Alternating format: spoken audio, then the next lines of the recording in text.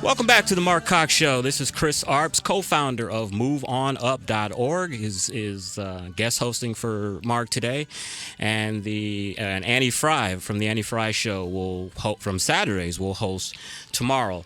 We're still waiting on our guest Ada Fisher, who's a national committee woman with the Republican Party, and we're going to talk to Ada about the new DNC chairman, Tom Perez, who. You know, I've read a lot of stuff on him, and he is a real piece of work. You know, I said on my Facebook page about the election of Tom Perez, I said the further marginalization of African Americans within the Democratic Party continues. The DNC is definitely demonstrating with the chairman's vote which ethnic group they think is where their future lies, and it's certainly not with African Americans. But the party we don't vote for and thus owes us nothing is worse than the party that outright ignores us and takes us for granted. And that's what we've seen with this election of Tom Perez. The Democratic Party is showing where they think that their future lies, and it is not with African Americans. Okay, we've got our guest, Dr. Ada Fisher, with us. Let me give you a little bio on Dr. Fisher. Dr. Ada Fisher was elected as the Republican National Committee woman from North Carolina in June of 2008. And re-elected in 2012, thereby being the first black woman to serve in this position. She received her BA from the University of North Carolina, Greensboro, her medical degree from the University of Wisconsin at Madison, and her master's in public health from Johns Hopkins University of Hygiene and Public Health. She is currently a member of the North Carolina Federation of Republican Women and served on the 2012 campaign of Governor Mitt Romney as a member of his Black Leadership Council, the Woman for Mitt Romney board, and any other capacity where she was asked. Dr. Fisher, how are you this fine afternoon? I'm fine. You forgot that I was re-elected to the National Committee, so I get to serve till 2020. I didn't. I worked very hard to get Donald Trump elected. You know what? Well, I'm going to get on our mutual friend Telly Lovelace and tell them they need to update the website because they didn't have that on there. All right. How are you today? Good to hear your voice. Good to hear your voice. Time. Haven't seen you in a while. I was telling the listeners that you have a St. Louis connection, that you spent a little time here in your career. I lived there for 9 months in Maryland Heights. Ah, okay. And I worked for, what was it called? Was an affiliate of St. Louis University. And it was interesting. My son liked the white tiger in the zoo. That's good. Well, people that don't know you, you are definitely a fighter, and you don't mince your words, and you say exactly what's on your mind, and that's what I love about you the most. Well, that's fine. You know, what I wanted to talk to you about was the Democratic Party elected a new chair over the weekend. Former Labor Secretary and former Justice Department official Tom Perez. And with you being on the Republican National Committee, just wanted to get your views on Tom Perez. He was supposed to have been the moderate out of the candidates for the chair, and you know, if you look at his history and his bio, he is far from a moderate. Well, I think if you look at the history of every Democrat that's out there right now, very few of them are moderate, and that's part of their problem. Very few of them are on the right. That's also part of the problem. But I predicted he would win, and he would win for reasons that people haven't mentioned. One of the reasons he will win is because the Hispanic population is the largest growing population among the minorities. Mm-hmm. And blacks are now at 12.5%, and I think Hispanics are 16 to 18% of the population. So one of the things that blacks who continue to put their hat in the Democratic arena better understand, if you want to be the minority, which I don't, is that we no longer have the numbers.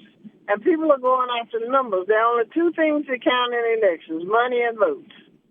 That is definitely correct. And I'm the co-founder of MoveOnUp.org, and a lot of times, if you're a conservative or you're a Republican, people are going to naturally assume that we want all black people to become Republicans and do a wholesale jump from the Democratic Party to the Republican Party. And me personally, that's not what I advocate. What I advocate is for African Americans to vote their consciences, to vote what they believe in, and to have us represented in both parties. Because what we have right now is in one party that takes us for granted because they know they already have our vote, and another party that ignores us because they think they'll never get our vote. And it's just causing a further and further marginalization of African Americans, in my opinion.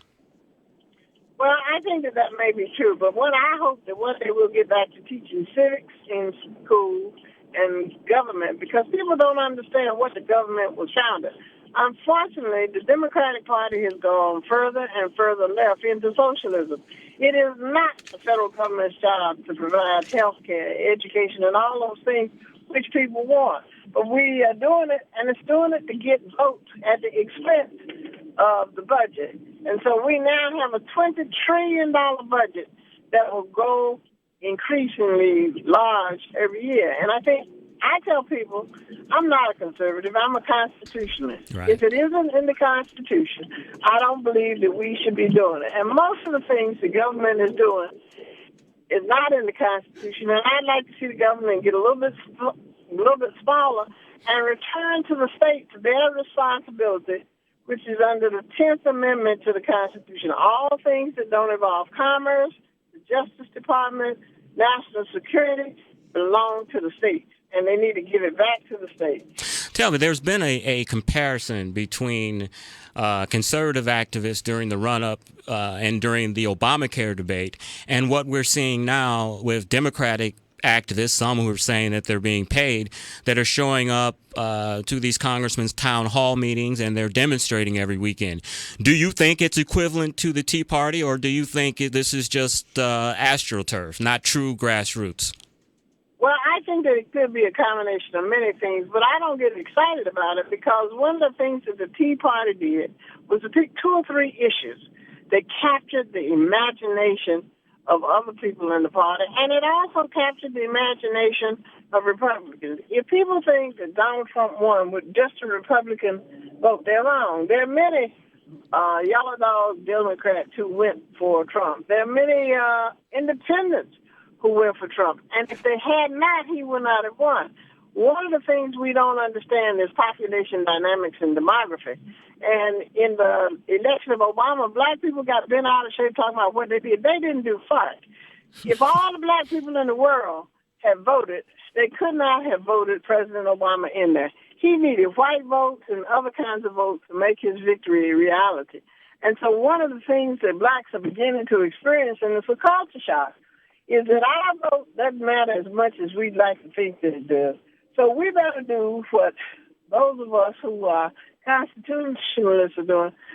We'll sing that Janet Jackson song that says, "What have you done for me lately?" Exactly. We need to look at those people who represent issues that are important to us as well as the security and safety of the United States. Don't leave that part out. It's not just about us. It's about this country. Exactly. And I've made that same point too, that, African Americans need to realize that our strength originally was our numbers. That's why we voted 95% for one party, because our strength was in numbers. But as you were saying, with a lot of African American males being put into the prison system, you have all of the abortions, and there's a startling statistic that I'm sure you have heard, that in New York City or New York State and in Georgia State, African Americans actually have a negative birth rate over live births, which is just astounding to me. And then you have the statistic that the number one cause of murder for African American males 15 to 25, or death for African American males 15 to 25 is murder.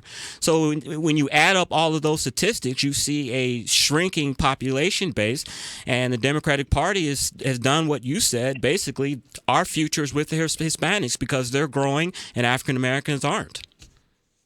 Well, I think some of that's true, but underlying all of this is something that we don't talk smartly about, and that is the rise of drugs in our communities and gangs has contributed negatively to what happens. I used to run detox for 17 counties in North Carolina, and I hear everybody saying, let's treat these people. There is no treatment which cures people who are addicts. Right. And we need to understand that before we go down that road. We must look at behaviors and punish behaviors accordingly. And if we don't, we will never get a handle on it. But a smart thing to do, we talk about building a wall in Mexico. We need to say as part of our foreign policy that people who import drugs into this country will not get most favored nation status. That's one place to start. Doesn't cost a whole lot of money. And it also makes people come to the table like Mexico, like China, et cetera, where people are importing drugs into this country. And unfortunately, black people are falling into the trap. The other thing I want to understand it, people to understand that there's a whole sexual revolution that is not healthy, which is going on in the black community. And we need to get that under check. You know, you got people who on the down low, et cetera. One of the things that I was surprised this morning to wake up and see is that the movie Moonlight got the Oscar. They should have given that Oscar to Hidden Figures. And there's a certain lifestyle element to that. I'm not opposed to people being gay or whatever, but every time black people are getting the Oscars, it's for Taylor, it's Halle Berry and Monster Ball, Denzel Washington, and whatever that cop film was where he was shooting everybody and killing them. Where are we going to see some healthy black images? Because Donald Trump is right about the media. The media has an untold opportunity to influence what we see. When you look at the media on the front page are black folks who are killing and shooting. And that's not to say we're not killing and shooting, but is that the only thing that we do? Aren't there black people out here who are doing the right thing? And we ought to tell some neighborhood stories and edify our communities and the people in there. I agree. Quickly, we got about a minute left. Anytime you have a new president or a new governor or somebody in the Republican Party, you're always going to be talking about minority outreach efforts. And you are a national state committee woman. Are you hearing any outreach efforts that encourage you? Are you giving your input on the direction the party should go? I have no input on the direction that the party has gone, nor have other people who are on the committee. One of the things that happens in politics is that people think that the power is where it isn't. The power always rests in the hands of the voters. For 50 years, I have been an advocate for the historically black colleges and universities.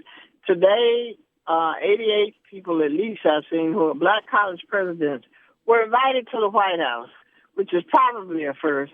Before that, and tomorrow, they will have a meeting at the Library of Congress with these presidents. I have given input on what I think we can do to help the black colleges, but I've also given input on how I think we ought to do judicial reform and some other things that will be helpful to right-size the wrongs that have occurred in the black community at the hands of political whatever. And I think that that's something that will bring untold results to the table. Mr. Trump is an in-your-face kind of guy.